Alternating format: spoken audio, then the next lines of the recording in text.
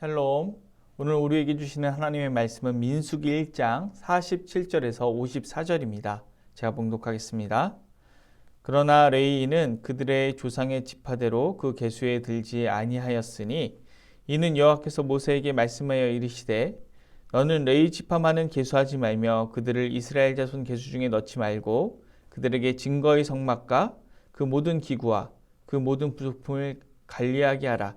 그들은 그 성막과 그 모든 기구를 운반하며 거기서 봉사하며 성막 주위에 진을 칠지며 성막을 운반할 때에는 레위인이 그것을 걷고 성막을 세울 때에는 레위인이 그것을 세울 것이요 외인이 가까이 오면 죽일지며 이스라엘 자손은 막사를 치되 그 진영별로 각각 그 진영과 군기 곁에 칠 것이나 레위인은 증거의 성막 사방에 진을 쳐서 이스라엘 자손의 회중에게 진노가 임하지 않게 할 것이라.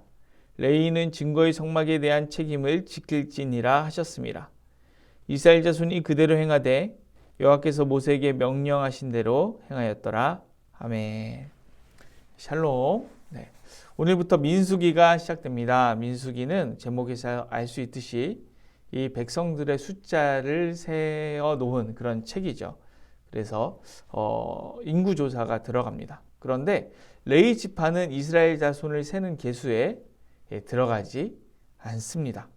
다른 지파들은 이 계수를 하는데 그 목적이 전쟁에 참여 가능한 인원을 세는 데에 있습니다. 그러나 레위 지파는 이때 계수를 하지 않고 나중에 3장에 가서 계수를 합니다.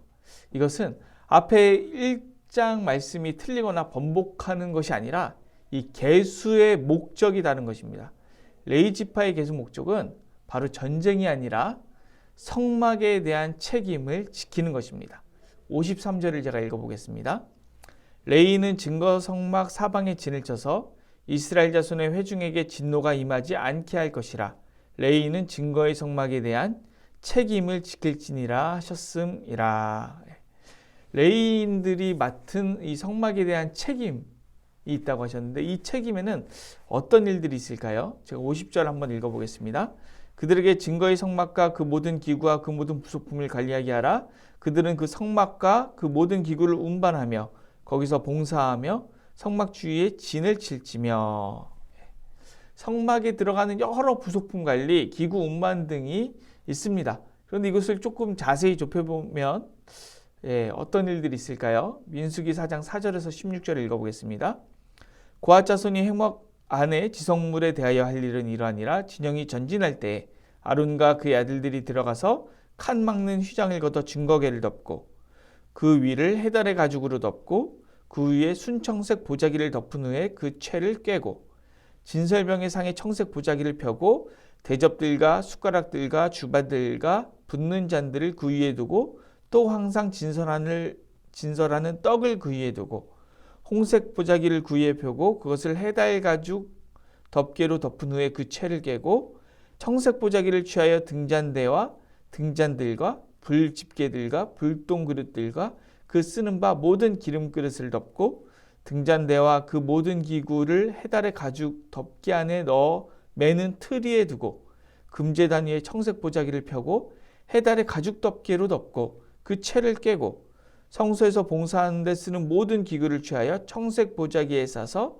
해달의 가죽 덮개로 덮어 매는 틀 위에 두고 제단에 재를 버리고 그 제단 위에 자색 보자기를 펴고 봉사하는 데 쓰는 모든 기구 곧 불 옮기는 그릇들과 고리 갈고리들과 부삽들과 대야들과 제단의 모든 기구를 두고 해달의 가죽 덮개를 그 위에 덮고 그 채를 깰 것이며 진영을 떠날 때에는 아론과 그의 아들들이 성소와 성소의 모든 기구 덮는 일을 마치거든 고앗 자손들이 와서 맬 것이니라. 그러나 성물은 만지지 말라. 그들이 죽으리라. 회막 건물 중에는 이것들은 고앗 자손이 맬 것이며 제사장 아론의 아들 엘르아살이 맡은 것은 등유와 태우는 향과 항상 드리는 소제물과 관유이며 또 장막 전체와 그 중에 있는 모든 것과 성소와 그 모든 기구니라. 이렇게 많습니다. 그리고 그 다음에 게르손 종족이 할 일이 또 나오고, 또 그 다음 자손들이 할 일도 무라리 자손이 할 일도 나옵니다. 그 레위 지파들이 하는 일이 이렇게 추가적으로 훨씬 많았던 것이죠. 근데 어떻게 보면 이제 반대 입장에서 보면 레위 지파들이 하는 일이 다른 지파들이 하는 일에 비해서 뭐 저래 그렇게 보일 수도 있습니다. 왜냐하면 전쟁을 나가서 목숨을 걸고 싸우는 것, 이것이 더 명예로워 보이고 진짜 민족을 지키는 일 같고, 물건을 옮기는 것은 덜 중요해 보일 수도 있죠. 그러나 민수기를 끝까지 읽어보면 그렇지 않다는 것을 알 수 있습니다. 이스라엘이 보올의 아들 발람의 꾀에 빠져서 전염병이 임해서 많은 사람들이 죽을 때 그 전염병을 그치게 한 사람은 아론의 손자 비느하스였습니다. 민수기 25장 11절을 읽어보겠습니다. 제사장 아론의 손자 엘르아살의 아들 비느하스가 내 질투심으로 질투하여 이스라엘 자손 중에서 내 노를 돌이켜서 내 질투심으로 그들을 소멸하지 않게 하였도다.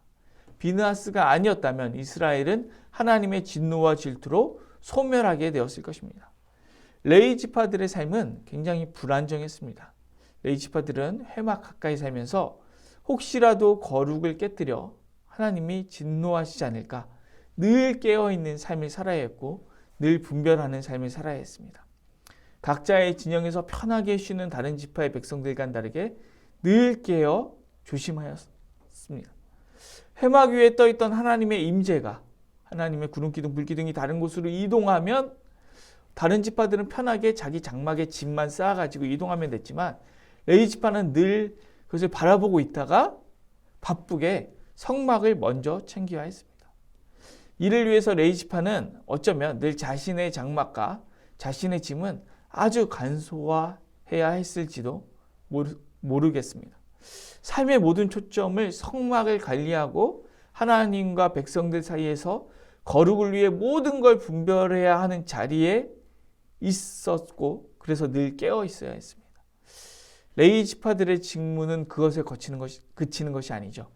레위 지파들의 직무는 백성들보다 더 성막 가까운 곳에 진을 치며 사는 그 자체였습니다.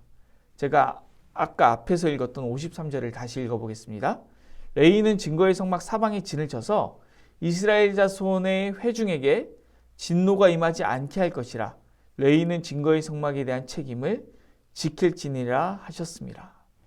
성막 사방에 살면서 하나님의 진노가 이스라엘 자손 가운데 임하지 않게 하는 것, 그것 자체가 증거의 성막에 대한 레위 지파의 책임이었습니다. 이것이 의미하는 것이 무엇일까요? 레위 지파는 성막 근처에서 먹는 거, 자는 거, 그리고 살아가는 그 삶 자체가 증거의 성막에 대한 레위 지파의 책임인 것이죠. 삶 자체가. 그렇다면 이제 예수 그리스도의 보혈의 은혜를 덧입고 직접 하나님 앞에 나아갈 수 있게 된 우리, 이 산상수훈에 의하면 너희는 세상의 소금이다. 세상의 빛이다. 너희 착한 행실로 아버지께 영광이 되게 하라.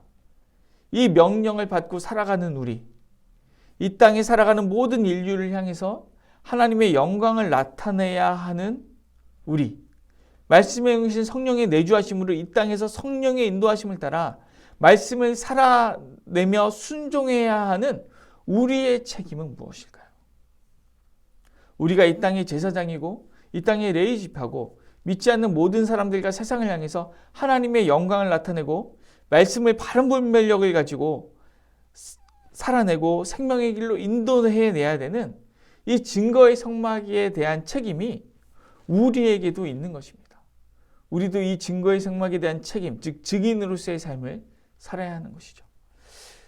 여러분, 오늘 우리의 삶도 이 레위 지파 같은 삶이었으면 좋겠습니다. 우리가 하나님의 영으로 인도함을 받으며 살아갈 때 하나님께서 어디로 가시는가, 하나님의 뜻은 무엇인가 기민하게 반응하면서 그 말씀대로 살아갈 때 이 땅의 소금과 빛이 되기 위하여 하나님의 말씀대로 살아가고, 그럴 때 아마 우리가 먹고 마시고 자면서 삶의 터전에서 그냥 살아가는 삶 자체가 아마 레위 지파와 같은 삶이다. 그랬으면 좋겠습니다. 마지막 때 주님 앞에 섰을 때, 그래 기훈아, 네가 레위 지파처럼 살았구나. 늘 깨어서 바르게 분별하면서 말씀과 내용의 인도함 따라 살았구나. 그렇게 말씀하시고 그렇게 칭찬하셨으면 좋겠습니다.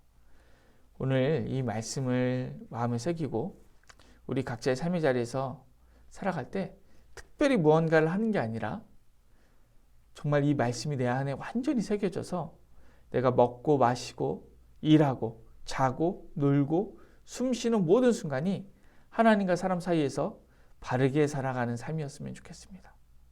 그래서 늘 깨어서 기도하고 말씀 묵상하는 우리 귀한 선한 이웃 우리 교회 성도님들 되셨으면 좋겠습니다.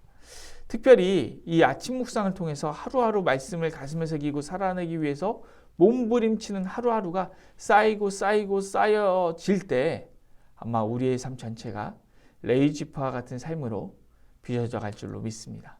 제가 잠시 기도하겠습니다. 사랑의 하나님, 우리가 레이지파처럼 살기로 결단합니다. 남들보다 더 수고하고 남들보다 더 스트레스 받고 남들보다 더 깨어 있어야 하지만 주님과 더 가까이에 살고 있다는, 또 주님의 영광을 나타낸다는, 또 무사람들을 생명의 길로 인도한다는 그 기쁨과 감사가 더 충만할 수 있도록 역사하여 주시옵소서. 아침 묵상을 통해 말씀을 가슴에 새기고 삶에 새기려 몸부림치는 하루하루가 레이지파로서의 삶인 줄로 믿고 성령의 인도함을 받아 하루하루 소중히 여기며 주 뜻대로 살게 하여 주시옵소서. 감사드리며 예수님의 이름으로 기도드립니다. 아멘. 오늘 도고기도는 필리핀 방카 트랄랄라 하나님의 자녀들 교회와 어린이집을 위하여 기도하겠습니다. 우리 제시 목사님 가정을 위하여서, 그리고 하나님 자녀들 교회 어린이집을 위하여서 기도하시고, 이어서 기도하실 때 담임 목사님 목 건강을 위하여서, 그리고 치료 중에 있는 식구들의 회복을 위해서, 또 어려운 가운데 있는 이웃들을 위하여서, 코로나 극복을 통해 평범한 일상으로 우리가 속히 회복될 수 있도록, 그리고 각자의 기도 제목을 가지고 기도하시겠습니다. 기도합니다.